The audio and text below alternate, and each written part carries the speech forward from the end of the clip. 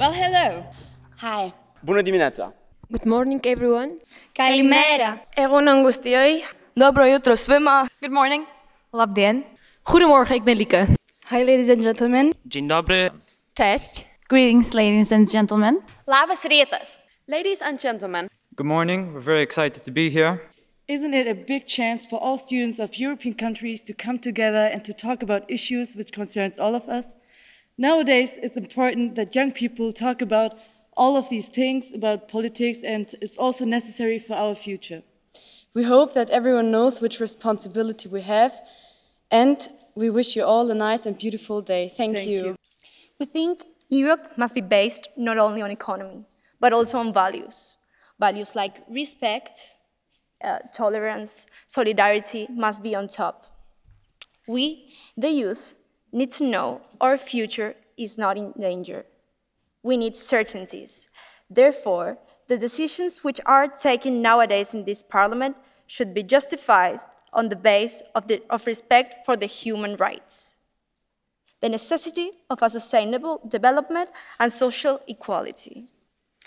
Being a part of this generation, you might have heard at some point how you're too young. You're not experienced enough to do the things you do or say the things you say. Where we think these statements are irrelevant. We think this generation is quite revolutionary. From marching on the streets for the climate justice to writing projects and making a trip to the European Parliament. We shouldn't ask what Europe can do for us, but what we can do for Europe. Thank you.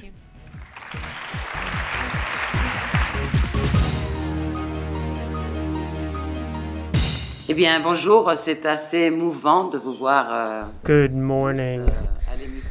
It's truly emotional to see you all in the hemicycle in Strasbourg.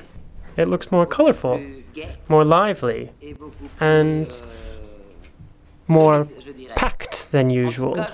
In any case, I think that what's most important is to listen to one another. I'd like to listen to you. I'd like to answer your questions and your thoughts. I'm sure you have some excellent ideas and reflections to share, and so I stand ready to answer them. Thank you very much indeed. Thank you for being here. Hello, good morning. My name is Andre. I'm from Cyprus. Bonjour. My question is, what do you have to say about Euroscepticism for people that think that the European Union is not a good thing? On peut répondre de plusieurs façons, There are many ways to answer your question. Perhaps it's worth drawing a comparison between what EU countries were like before the EU and after the EU was established. It's very easy to make this comparison, looking at this from a citizen's point of view, not only looking at politics, but looking at citizens. Is membership in the EU something which has had a positive impact on the lives of EU citizens? I think the answer is crystal clear, yes. Would each and every one of us have had a better life if we had just been going it alone in our countries, without any assistance in such a globalized world, a world which sees powerful forces coming in and trying to manage the world in search of capitalism, in search of having a better position? We need development, we need equality. Would that have existed in your countries, in my country, Spain, if we had been going it alone? I think things would have been far worse. My name is Nicolas, I'm from Poland. Well, I'd like to ask about something more recent. It is about Article 17. It was called before Article 13. The vote passed, and I'd like to know your opinion about it. Will it be a threat to the, creativity in Europe and in the world?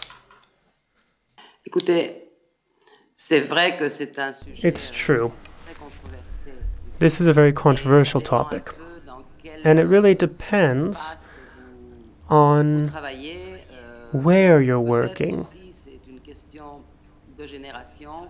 It can also be an issue that's seen differently by different generations. But in any case, we believe that it was necessary to defend creators, creative minds, and ensure that such creative actions would respect the fundamental laws of our European Union, those related to privacy and people's ability to live from cultural activities. But I do understand that this really split the European Parliament when it came to a vote. And perhaps we haven't really found the best way of managing creativity, both on social networks and in the more traditional sense of the creative industry. That said, at the moment, we do believe it's necessary to protect the rights of creative minds. My name is Emer and I'm from the Netherlands. How far do you eventually expect the European Union to expand? Will it just be European countries or even outside? At the moment, in this political time, it's difficult to imagine what might happen. It depends on the relationships here in the European Parliament and the balance of power between member states and other states. In theory, the EU is designed to unite European countries. I guess we could go as far as we want from a geographical point of view, but from a political point of view right now, thinking about a much larger expansion of the EU is not all that realistic. We've almost lost the possibility of Turkey joining the EU at the moment. That was quite interesting some 20 years ago in terms of building the EU, but right now it seems almost impossible. It really does depend, though, on this balance of power and what the EU looks like in the future. It depends on the wishes and desires of European citizens on this matter as well. But before expanding the EU, I think we need to consolidate it. Right now, as I said, I think Europe is threatened. The Europe we knew is threatened.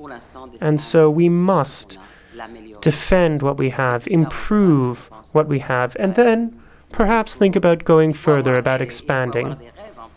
Of course, dreaming in politics is appropriate, but you also need to be realistic.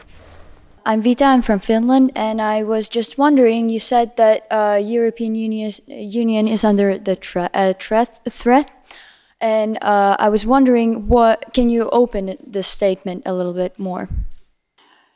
I was saying that the EU is threatened from within, but also from outside as well, because there are political forces at play, there are movements that think that it would be better to renationalize policies rather than sharing. Renationalize, that's what they would prefer, to keep advantages. They talk about advantages. That's what those who defended Brexit were talking about. But this doesn't just apply to the UK. There are other countries where we have these growing political forces who think that decisions shouldn't be taken in Brussels, as they say, but in each individual member state. So it's a movement in favor of renationalization, and those in favor of that use fake arguments, I would say, populist arguments. They say that the EU is something negative for their own citizens. Now, these forces tend to be on the far right, but can also be on the far left, and they are political forces that don't believe in a common project, and they're on the rise because of the social situation in many countries, situation otherwise as well, and the situation means that citizens can be afraid. They see decisions being taken a long way away from them, it's a gap, I suppose, and that tends to encourage populist movements. That's what's going on within the EU, I suppose. And now, for the first time in our history, we have a difficult relationship with the US administration. It's the first time, I would say, that we have this person in the White House who is hostile. That really does make relations with the US difficult. But we have a Russian government as well, with its expansionist tendencies, and that affecting our eastern borders. It's tense there, and it's also tense in Turkey with the authorities there. So a lot of our important relations are affected by this changing situation. So our enemies from within, if you like, can sometimes also be in direct coordination with our enemies outside.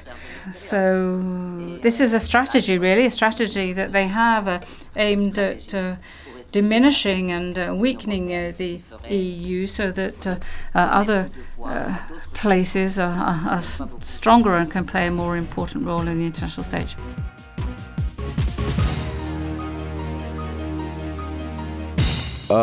Factories that produce a lot of greenhouse gases, most of them which were built in the Industrial Revolution, have to compensate for this by investing in things that improve and help the renewable energy projects or environmental protection projects. For example, forest protection, they could invest in this type of projects.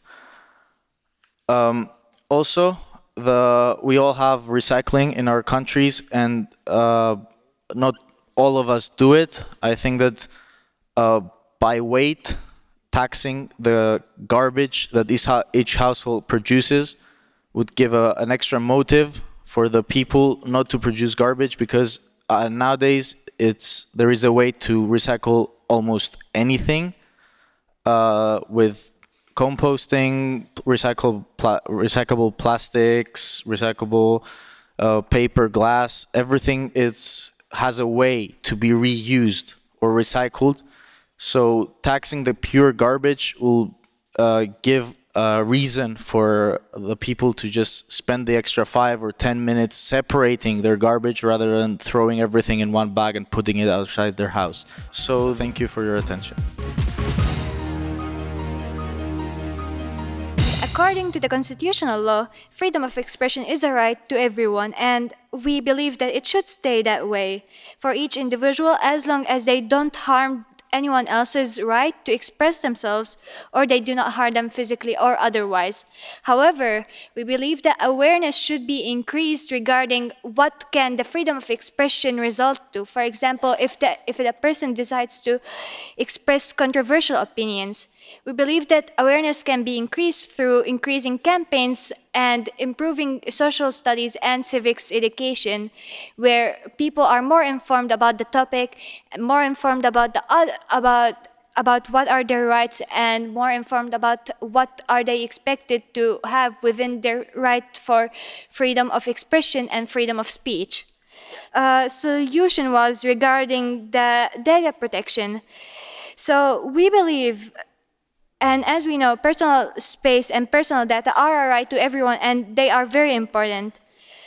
Personal data should not be accessed. However, we believe that governmental data should, especially for the countries in the EU. The EU countries should have the ability to supervise and to supervise the data present in all of the governments that are members of the EU. Corporations, however, should not be allowed to access personal or governmental data, and their actions must be monitored so that incidents similar to the Facebook data leakage may be prevented in the future. we have decided that a TV channel could be made, which will not be a 24/7 channel, and it will show and promote actions of EU, and there will be a live stream from the European Parliament, and there will be also interviews of politicians, or maybe there can be it can show games that will make the viewers be informed, that can inform viewers about Europe, such as maybe the Euro game that we're going to play later. I'm not sure about it. Another action that could be taken, which it's included in social media, it's more advertising and more interesting advertising, and that will be made by shortening the text in a film, for example, or even famous people can promote EU. Yeah. There can also be adjustments to the app. For example, we could make because the text have to be shortened but informative. We would like to provide more information in the European Union to talk about what the European Union is really about, because we feel that there is a lack of knowledge for what is really the core of the EU. We would like to do this with the use of social media, or making it into a school subject. Perhaps a EU sports team was suggested by one of our members that would be complementary to a national team, to increase the feeling of being a EU citizen and to increase the feeling of being a unity, because we feel that that is still lacking in the EU, and that is also what is contributing to the growing divide in people supporting the EU. Our second point was that we would like to see economically stronger countries support weaker countries in the EU to make it easier for the economically weaker countries to enter the EU, perhaps with the help of the European Central Bank, or, you know, I don't think my economical knowledge is wide enough to know exactly how that would be done, but I do know that we were all feeling strongly that we would like it to be able for weaker countries to not have a financial blockage blocking that opportunity. Our first proposal was to divide the migrants into two groups. First are people who want to belong to the European society, and the second is illegal migrants that mostly create the problems.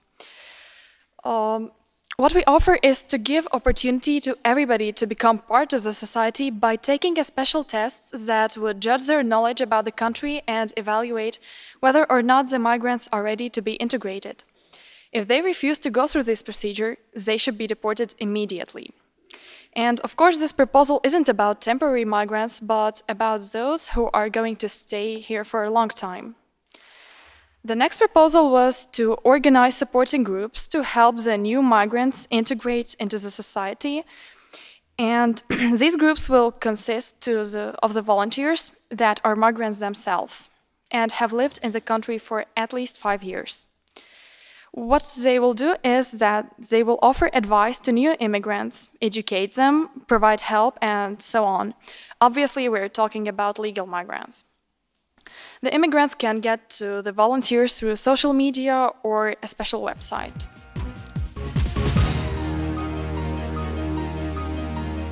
Youth employment is a major problem all over the EU.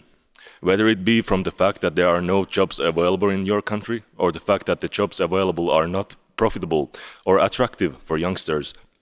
The lack of work leaves youngsters unable to sustain themselves financially during studies and after them. What we suggest is that the EU motivates companies to hire people under the age of 20 to part-time or full-time jobs by giving them financial incentives for people worrying that working at the age of under 20 affect studies negatively. We also suggest that EU sets a directive for countries to offer students grants to help them with living costs and studying to ensure that youngsters can finish their studies as fast as possible to make it out to the work life.